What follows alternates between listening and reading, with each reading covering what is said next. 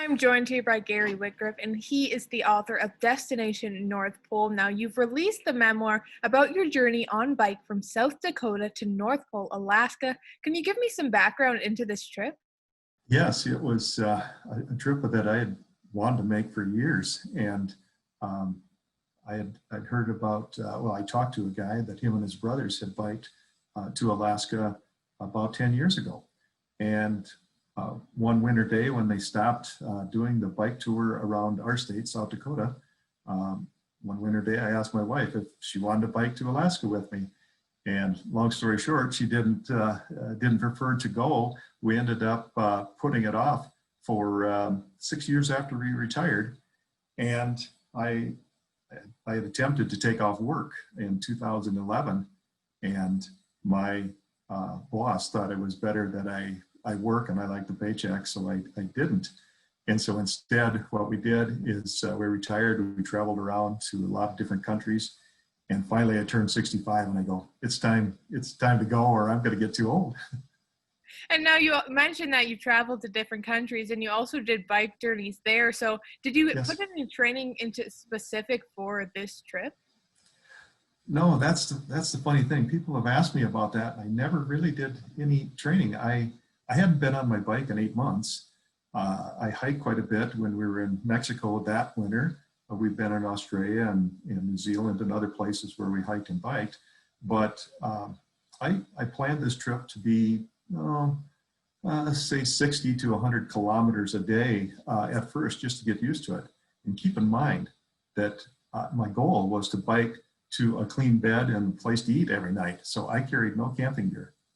Oh, wow. So then you also passed through parts of Saskatchewan and Alberta. So what was the experience like in Canada?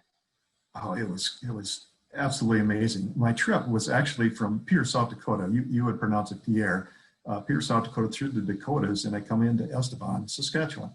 And of course, you're broadcasting from the border between the two provinces. Well, I went from Estevan up to Macklin to Regina.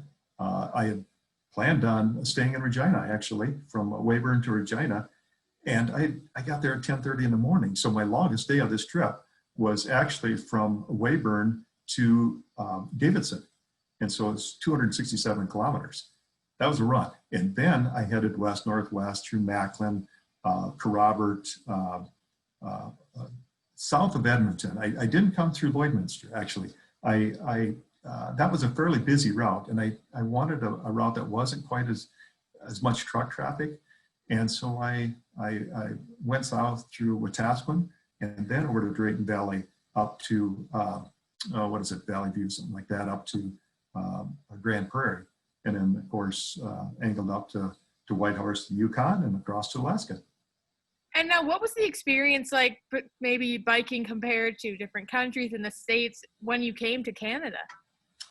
It was much more relaxing.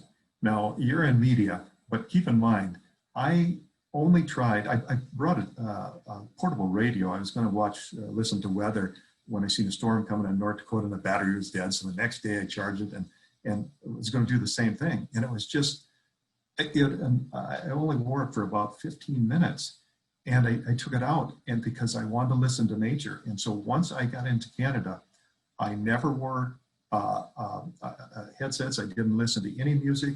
I just wanted to observe nature, and your country is absolutely amazing from the Prairie provinces on through northern British Columbia into the Yukon. It's amazing.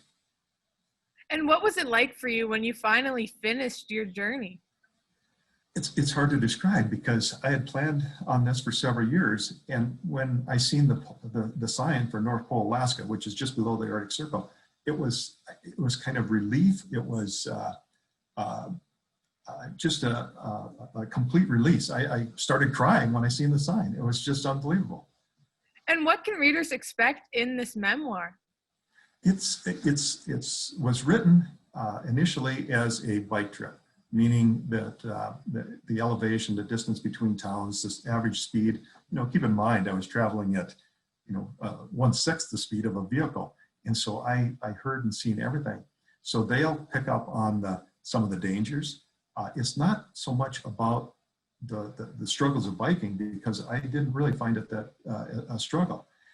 What they'll really find as I finished it while I was in isolation this spring, my wife and I, we went 3 months in a cabin, and I finished writing the book, and I changed it because of the worldwide situation to basically an armchair adventure.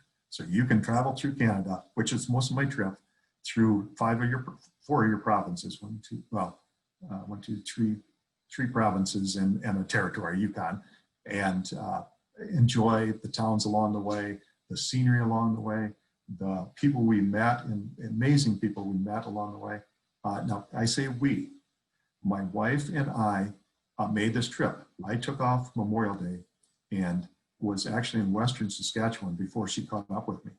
And then I took the heavy bags off my bike, threw them in her vehicle, which allowed me to, take off 25, 30 kilos. It made me be able to bike a lot easier. And I really enjoyed that, because once I got into the mountains of British Columbia and the Yukon, there's some long mountain passes. Yes, for sure. And if anyone is looking to get the book, where can they go?